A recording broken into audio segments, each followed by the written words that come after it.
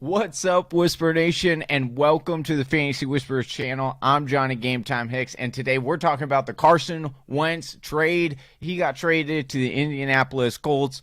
We're gonna break it down. We're gonna tell you what was involved, what the deal what it involves. We're also going to break down what this means for Jalen Hurts and the Philadelphia Eagles, and then we're gonna talk about whether or not this can actually be fixed for Carson Wentz, or is his career basically done? We're going to do all of that. We'll be talking about specifically these pass catchers for the Indianapolis Colts and the ones that you can bank on and the ones that you might want to pass on right here on the Fantasy Whisperers. Right here. What's up, guys? Thank you guys so much for joining in on this live stream. If you're new to our channel, please consider hitting that subscribe button, hitting that bell, and getting that notification anytime that we go live or we drop new content, which is throughout the week, all throughout the week. And if you have any questions or anything like that, you can DM us. Excuse me if I can catch my breath here. You can DM us on Twitter, on Instagram. Just search the Fantasy Whisperers.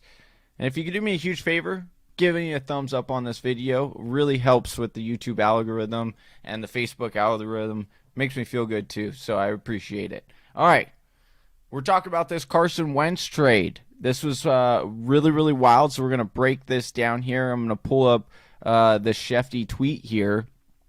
And the first thing that was Shefty tweeted out this morning was Philadelphia has agreed to trade Carson Wentz to the Indianapolis Colts in exchange for a 2021 third-round pick and a conditional 2022 second-round pick that could turn into a first, league sources tell Mortensen and Adam Schefter. Well, okay, what does that mean? What does the what do you need to do in order to get the second to turn into a first? Well, if you I looked it up here. Well, not the wrong one. And according to the NFL Network's Mike Garofalo, the conditional second-round pick becomes a first if Wentz plays 75% of the Colts' offensive snaps in 2021, or if he plays 70% of the snaps and takes the team to the playoffs.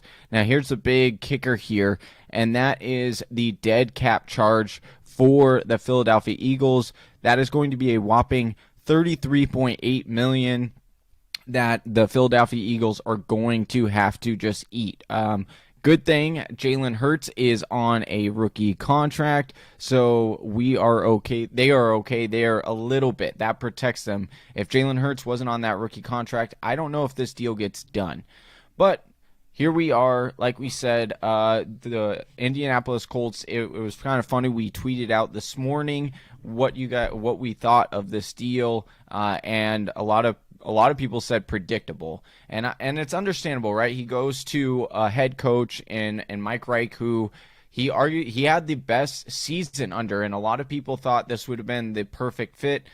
There were a lot of rumors that Carson Wentz only wanted to play in Indianapolis, which is why the reports are that the Bears, who were offering more than what the Indianapolis Colts were offering, but the fact was Carson Wentz didn't want to play in Chicago. So they kind of that gave all the power to the Indianapolis Colts to just sit on their offer. They said, we're not moving. We're not going to give you any more.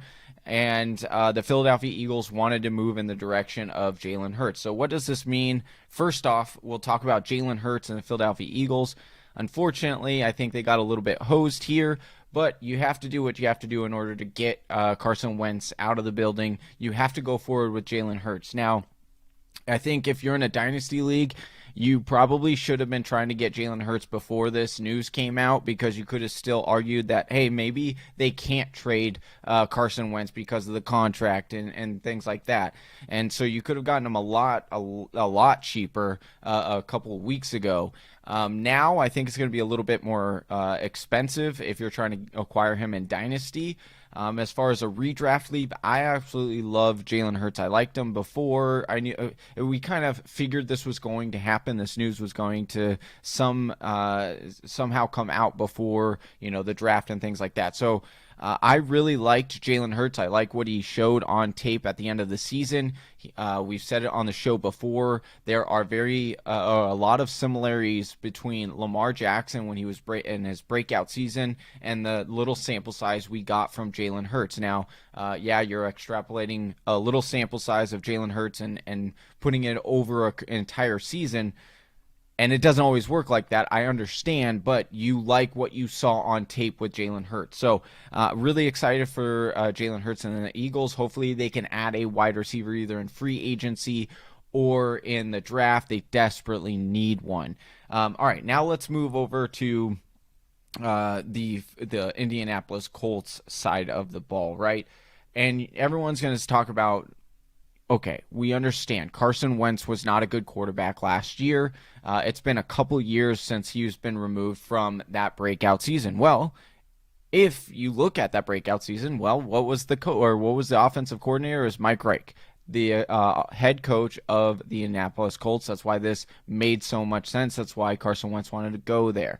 And so now he's looking at instantly, you just think about this, right? He goes from the Philadelphia Eagles offensive line, which was 19th best according to Pro Football Focus after the season. They ranked him, which was actually a little bit surprising considering they had 11 different offensive linemen play at least 50 plus snaps in each of the games last season. So that is remarkable that they were still able to patch together even a top 20 offensive line. But you look at the Indianapolis Colts.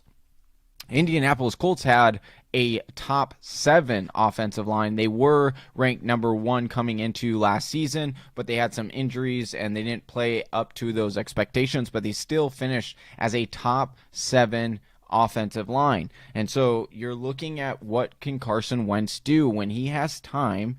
He is able to complete it, and he's not up there as far as one of the best quarterbacks. I don't think he'll ever be one of the best quarterbacks in the league. You look at what he was under Reich, and he was the number 5 overall quarterback that year for fantasy purposes. I don't think he can get there with this Indianapolis Colts offense. They will have to retain some pieces. You've got T.Y. Hilton is a free agent. You've got Trey Burton as a free agent. You've got Mo Alley-Cox as a restricted free agent. And so you kind of wonder what kind of pieces. I do think they are better than what he had in Philadelphia. I do think this is a huge, huge increase for Michael Pittman. I think I'm going to be going out and trying to acquire Michael Pittman wherever I can. He's a big-bodied wide receiver. We know that Carson Wentz likes those types of wide receivers. And you look at the offense when Reich was running it. You look at the numbers Carson Wentz hit, 3,200, just under 3,300 passing yards. He had 33 passing touchdowns, only 7 interceptions, and he had about 299 rushing yards. He does have that added rushing ability, which you do like for fantasy. The other thing, Reich seems to, looking at all of his quarterbacks and just as he coached them, they don't seem to turn over the ball a lot, which is really, really good. You'd like to see Carson Wentz, again, return down to those minimal interceptions. But for fantasy purposes, you're looking at Carson Wentz, I think, more in a 2-quarterback league. I don't think I would be starting him unless it's like a weekly play, a flex spot on a right matchup, because the fact is Carson Wentz doesn't tend to throw a lot of yards. Even when he was top 5 in the league, under Mike Reich, he only threw over 300 passing yards in a game 4 times that season. So he got it done on touchdowns, efficiency, not turning over the ball, and running and rushing. And I do think that based on what you're looking at with that Indianapolis Colts offense, you're looking at Jonathan Taylor, Naheem Hines. He has the possibilities to reach that top level once again, but due to the fact that we've have so many high-ceiling quarterbacks and better situations in my eyes, I do think that I would put him more in the QB2 range. I do think they'll kind of run the ball a little bit more in Indianapolis to relieve the pressure off of Carson Wentz. make him try to get him away from that hero ball. We saw that a lot in Philadelphia. And so I think that that's what they want to get away from when it comes to Carson Wentz. The last thing I will say is that a lot of people want to question, can Carson Wentz be fixed? I do believe he can. I do think Mike Reich is the quarterback coach to do so. I think he'll put him in the right positions. Ultimately, what I'm most excited about in this entire offense,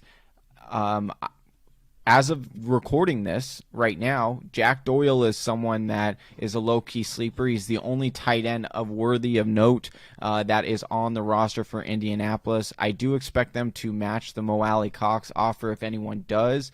I do know they do like Trey Burton as well. So monitor the tight end position, whoever the starting tight end position seems to be for this offense. We know Carson Wentz likes the tight end position, so that is a position that I would look for when it comes to draft time. You might get some sneaky value there.